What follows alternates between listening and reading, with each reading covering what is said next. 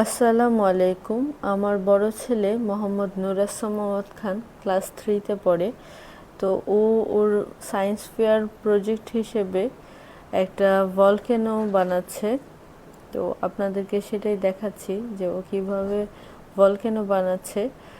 তার বিশ্বাস যে তার স্কুলের যে সায়েন্স ফেয়ার কম্পিটিশন হবে সেখানে সে ভলকেনো জমা দিয়ে অবশ্যই প্রাইজ জিতে নেবে। তো আমি আসলেও জানতাম না যে পরে কি হবে বা কি আসে বিষয়, কিন্তু আমি ওকে শুধু চাইছি যে মা হিসেবে একটু সাপোর্ট করতে, কারণ আমাদের বাচ্চাদের আসলে মূলত আমাদের প্যারেন্টস হিসেবে সাপোর্টটা খুব জরুরি।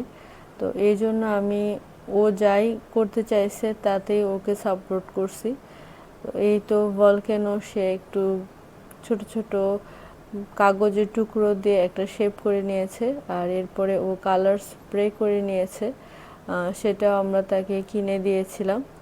আর এরপরে ও এটার উপরে খুব সুন্দরভাবে রং করছে, যাতে এটা একটা অরিজিনাল আগ্নেয়গিরি মতো দেখতে হয়। এরকম লাভাব করছে খুব সুন্দর করে, সে আসলে কালারটা করতেছিল। আমি দেখতেছিলাম যে আসলে সে কতটুকু মনোযোগী এই সায়েন্স ফেয়ারের প্রজেক্টটা নিয়ে। এটাই আসলে খুব জরুরি বাচ্চাদেরকে এই ধরনের বিভিন্ন প্রজেক্টে আগ্রহী করা, কারণ এখনকার বাচ্চারা খুব বেশি ডিভাইসমুখী হয়ে গেছে। তো আর এটা বানিয়েছিল ও হাইড্রোজেন পারক্সাইড দিয়ে। এটাকে এলিফ্যান্ট টুথপেস্ট বলে, এটা ওই আমাকে বলছে। তো এই তো অ্যাক্টিভ ভলকেনো তৈরি। এবার দেখা যাক ও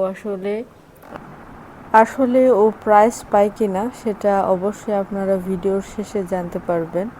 তো আসলে খুব চমৎকার হয়েছিল ভলকেনোটা বানানো। আসলে যতটুকু প্রশংসা করব ততটুকুই আসলে কম হবে। তো এই তো আলহামদুলিল্লাহ ও একটা প্রাইজ পেয়েও গেছে সায়েন্স ফেয়ারে অ্যাটেন্ড। বাচ্চারা আসলে প্রাইজ পেলে আসলে সবচেয়ে বেশি মনে হয় খুশি হয় তার মা। আসলে খুব ভাল লাগে যখন একটা প্রাইজ নিয়ে ঘরে আসে। এই তো আলহামদুলিল্লাহ।